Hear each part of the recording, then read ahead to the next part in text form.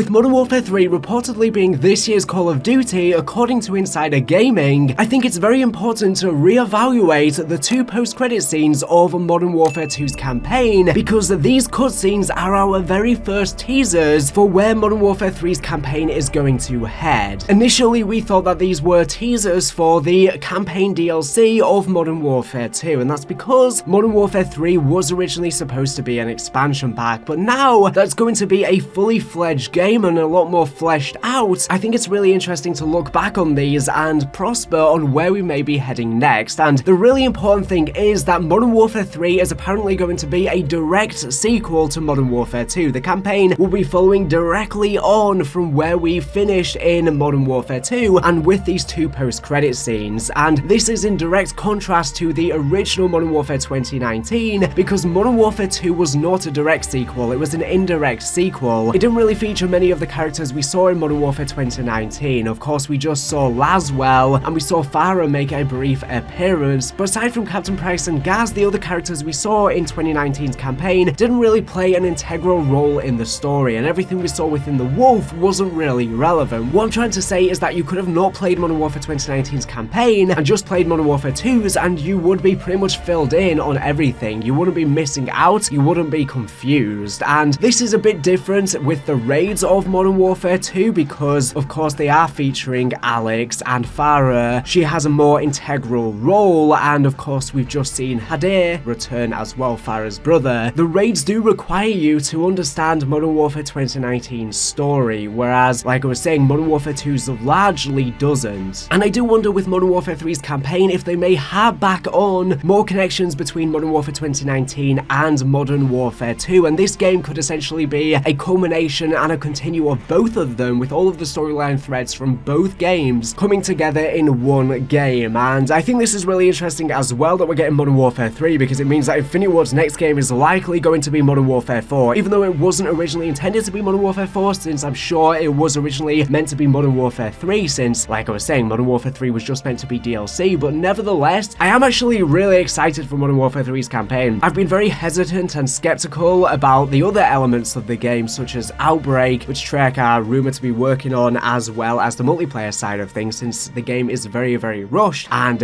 is just mainly going to be a culmination of past content, especially in regards to multiplayer. But in terms of the campaign, Infinity Ward usually always smash it out of the park with the campaigns, regardless of what you think of the other aspects of the games, and I think the first 2 Modern Warfare iterations of the reboot have been very, very solid. Anyways, what actually happens in the 2 post-credit scenes of Modern Warfare 2 is we are introduced to the leader of the Russian ultranationalists, Vladimir Makarov. Makarov was, of course, in the original Modern Warfare trilogy, an iconic villain, and we are still yet to see what he looks like in the reboot. They did show a little teaser image, which I believe is reusing an asset from Spec Ops in Modern Warfare 2019, but regardless, we're unsure exactly on his identity. So the first post-credit scene obviously shows Laswell talking to Captain Price in a bar, and she lets him know that following the death of Hassan, there is someone new to take care of, and she thinks that this person is new. However, Price already knows of his identity, that being Makarov, and I think it's very important that Price already knows who he is, but Laswell and I guess other members of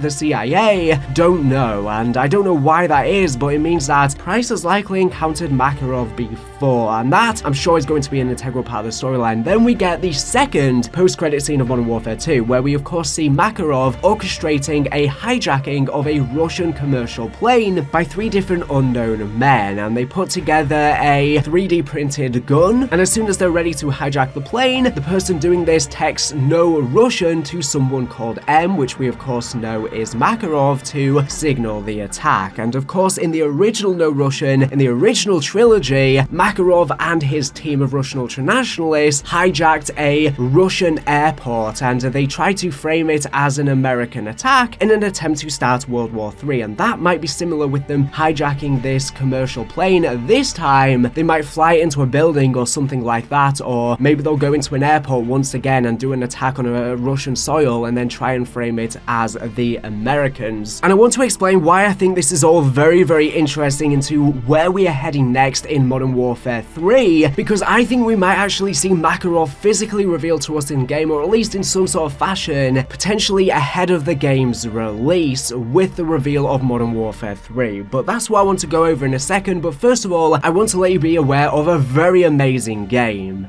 This video has been kindly sponsored by Vaudeville, which you can check out their early access on Steam for free today. Its release on June 30th will grant you a launch discount of 35%. In the meantime, check out the demo and wishlist it on Steam. Brought to you by Bumblebee Studios. From the sceneries to the illustrations, from the dialogues to the music, Vaudeville is an experimental whodunit game based on the latest AI technologies. This tale of murder, suspense and absurdity unfolds as you play, and you are the protagonist. The answer is hidden in plain sight, you just need to ask the right questions. It's a groundbreaking, narrative-driven detective game that immerses you in the heart of Europe, in a bustling city renowned for its captivating charm. As the famed private investigator, Detective Martini, use your wit and intuition to uncover the intricate secrets lurking within this city's vibrant streets and shadowy corners. You are thrown into a complex web of further deceit and intrigue, and the innovation doesn't stop there. The game's advanced AI technology allows it to create dialogue in real time. With these revolutionary AI-driven characters, you can interact with the city's intriguing inhabitants using natural language, either by typing or talking into the microphone. Every conversation, every interaction is unique to your game, offering an unrivaling level of immersion. Yes, that's right, the game is playable with either a keyboard or microphone, and it works on Steam Deck too. Furthermore, they even have VR support coming soon. Investigate the brutal murders of 3 individuals, each with their own harrowing story. As you explore, you'll encounter a diverse cast of characters, each with their own secrets to hide. From the enigmatic lion tamer, Monsieur Saxabar, the beguiling burlesque character, Marina H., the secretive widow, Mrs. Potter, to the arrogant nobleman, Count Graveson. Everyone is a suspect. Explore exquisite locales, from the enchanting cabane Violet, the chaotic circus Saxabar, the eerily beautiful Graven's Manor, to the mysterious wilderness of the Black Woods. Collect clues and engage in gripping dialogues to unveil the truth. Step in the world where art and music conceal a tale of murder and deceit. The truth is just a conversation away. Can you solve the mystery before it's too late? So be fast and download the game today by checking out the link in the description or the pinned comment. Especially since the demo's free, there's no reason not to give it a try, and since it's in early access, you can be one of the first to try it out. Like I said before, on June 30th is the release, which should have a 35% discount during its launch window. But in the meantime, wishlist it on Steam and try the demo. I hope you have lots of fun and get further in solving the mystery.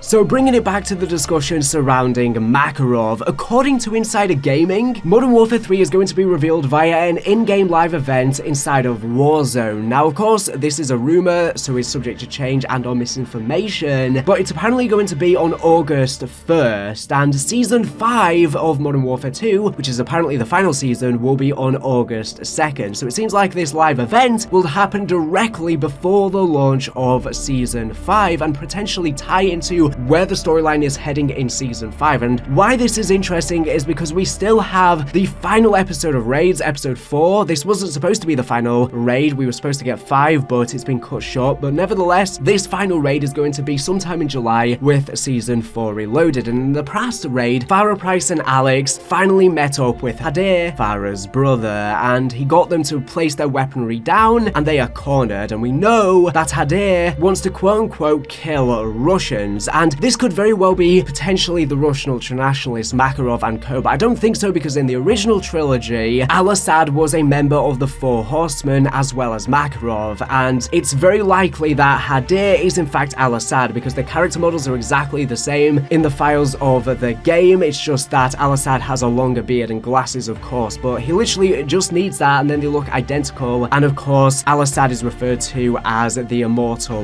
lion, and Hadir was referred to as a little lion by his father as a child. And it makes sense that Hadir would become the new Al-Assad, because he saw his father die at the hands of the Russian government when he was a child, and Russia invaded Urzikstan. So Hadir deeply hates the Russian government, and so does Makarov. So it would make perfectly logical sense for them two to be working together, and Hadir may be playing a role, if he is indeed Al-Assad, in this new version of No Russian, and in hijacking this commercial plane on Russian soil to potentially frame it as an American attack. And if so, I think this final episode of Raids is then going to tie directly back into what Makarov is up to with No Russian. I think potentially in this next episode of Raids, maybe we'll finally figure out that Hadir is indeed Al-Assad, and maybe we'll find out what exactly he is up to. Maybe he's going to blackmail our characters as well into somehow tying our involvement in what is happening with this version of No Russian. Just like in the original No Russian, Joseph Allen, working for America, was undercover with these Russian ultranationalists, and he partook in this terrorist attack. And something similar could happen with this new version of No Russian, where they might try and sneak in American involvement via blackmail, or potentially we'll see Joseph Allen undercover again. He could even be the person who's on the plane. But if we're going to be getting this next episode of Raids in July, the final episode, since the 5th episode was cut, this 5th episode could potentially have been turned instead into one of the first missions of Modern Warfare 3's campaign, or potentially it could have been turned into a live event instead to reveal Modern Warfare 3. All just speculation here, but maybe the 5th episode is where we learn, or it ties into what's going on with the No Russian, and then the reveal event might actually reveal to us Makarov and what is going on there, and then set up the stage for the campaign of Modern Warfare 3 to get us all hyped and excited. What do you think of this theory? Let me know in the comment section down below. I am really excited to see another live event. I hope this rumor is true. Of course, like I said, it is just a rumor, so we will have to wait and see as to the validity of it. Now, another thing that I want to mention is that it has been leaked that Graves is apparently going to be the operator in Season 5, so he actually managed to survive his tank being exploded by us near the end of Modern Warfare 2's campaign, and I speculate that was the case in prior videos. It is indeed true. And if Graves is still alive, is he still going to be working for Shadow Company? What exactly is going to be going on there? I'm guessing he's likely been remaining in hiding for quite some time, so I wonder what he has been up to. And we know that Shepard will eventually return into the story at some point as well, and again, what exactly is he going to be up to? We know that of course Shadow Company have a new leader. What exactly is going on though? I do think that there is a possibility that Graves as well as Shepard may be implicated in this new version of a No Russian. Like I was saying, maybe they sent Joseph Allen undercover, or potentially they're even aiding the Russian ultranationalists with weaponry or something like that, and that's going to help Makarov stage it as an American attack. Very similar to what happened within the original. Unfortunately, in Modern Warfare 2's campaign, we didn't really get to see much of Shepard. You know, he was revealed as being a bad guy to us, or at least his morals were very, very ambiguous. He was trying to fight for the right cause, but in his twisted mind, he was going about it, of course, in a very, very wrong way, doing bad to cause good, apparently, in his logic, which Captain Price called him out on. And because of that, I'm guessing Modern Warfare 3's campaign will see more of Shepard in a more prominent form. I just do wonder what exactly the role he's going to play in that game, because not only will we have Shepard to take care of, but we're also going to have Makarov to take care of, both in one game. How's that going to work, especially since Graves is going to be back? And of course, in Season 3's cutscene, Valeria escaped from prison, and then Alejandro Vargas was going to go and take care of her. But that storyline has not been continued at all, so will we see her at all in Modern Warfare 3's campaign? And then we also have Season 4's cutscene, which showed Nikto invading Vaudeville in Amsterdam for some weird reason, which is very weird because in his character bio, we learned that he was previously an Allegiance operator and a deep cover agent, and he worked with the CIA to hunt down Viktor Zakhaev in Verdansk. He's of course been diagnosed with acute dissociative disorder, and he's a possible asset of blank. We don't know who that is, and he's been AWOL since October 2022. Now, of course, he's a Russian. Is he potentially going to be working with Makarov, or will he end up being a good guy? Again, we don't know who's he an asset for, and we were also introduced to another character in the Season 4 cutscene who is Milena Romanova, who is a Russian real estate person and had hired a team to fight against Shadow Company within Vaudeville. But again, I don't really know what involvement she is going to play. Is she going to be working with Makarov? Is there going to be some sort of involvement there? And another big thing is that we've had two different Black Cell operators added to Modern Warfare 2. The first one is Atom, and a lot of people are speculating right now that Atom could potentially actually be secretly Makarov, because his character bio is completely blanked out and we don't hear him talk in-game at all, and people are thinking that he could be Makarov because he is standing in a very similar stance and posture to Makarov in the original trilogy, and even his gun is in a similar place. But this is a stance that military operatives always stand in, and he is also wearing a suit similar to Makarov. But that's pretty much all of the evidence as to why people think he could be Makarov. It's not really concrete or anything like that. Of course, none of this information means he is Makarov, but it's just why people are thinking he is. And then we've received the second Black Cell operator, which is Io, who seems to be a female. We're not exactly sure since we can't see their face, but since we were introduced to Romanova, this new Russian female character that we have no information about, it could potentially be her. So maybe in the reveal event of Modern Warfare 3, both of these characters could be revealed to us. We could have Makarov and Io revealed, and then that'll lead into the campaign of Modern Warfare 3 with the reboot of No Russian, with Makarov, of course, course, commandeering the hijacking of a commercial plane. And all we know about Black Cell is that they are a private manufacturer of armor and weapons. But yeah, lots of wild speculation in this video. There is a lot going on right now in terms of the storyline. Like I said, Season 3 and 4's cutscene have not been expanded upon, so those cutscenes will tie together somehow. We've got the stuff happening in the raids, and we've also got the post-credit scenes of Modern Warfare 3. Somehow, all of these storyline threads are going to tie back together, and bear in mind, we're also going to be seeing Graves back as well, and we're eventually going to see Shepard back, so we've got literally like 5 different storyline threads currently unfolding in Modern Warfare 2, and somehow they're all going to tie together into one story leading into Modern Warfare 3. How exactly that comes about, we are still very unsure, but let me know in the comment section down below, what do you think of all of this? And bear in mind, we also have influence from Perseus, because the Amgrad bunker within the raids is also a Soviet bunker, and there's an old Soviet missile that Hadir and Alcatala have managed to get one of the warheads of, and they want to use this against the Russians. So how exactly is Perseus going to tie into the storyline? Could Makarov be the new leader of Perseus? Of course, we know Perseus is still active in 2022/2023. We saw them on Rebirth Island before. We've seen Nova Gas appearing on various of the multiplayer maps, and Perseus logos on Ashika Island as well. So Perseus are going to potentially be involved in Modern Warfare 3 as well. So there is so much going on in terms of a storyline sense, and it's very up in the air how it will all culminate together. At the moment, it seems very, very messy. Modern Warfare 2's post-launch story has been messy because it hasn't been coherent, it hasn't been linear, it's been all over the place with many different threads, and I just hope that they manage to pull it off so that it doesn't seem chaotic. An alternative is that maybe many of these threads just never get expanded upon. They're just things that are happening and then they never develop further. They're just completely ignored in Modern Warfare 3, and they only focus on a couple of them, mainly with the Makarov stuff and the raids. Anyways, that's everything I wanted to talk about in this video. Thank you for watching the video. Make sure to subscribe if you're not able to. Some greatest Call of Duty news and information. So anyways, thank you for watching, and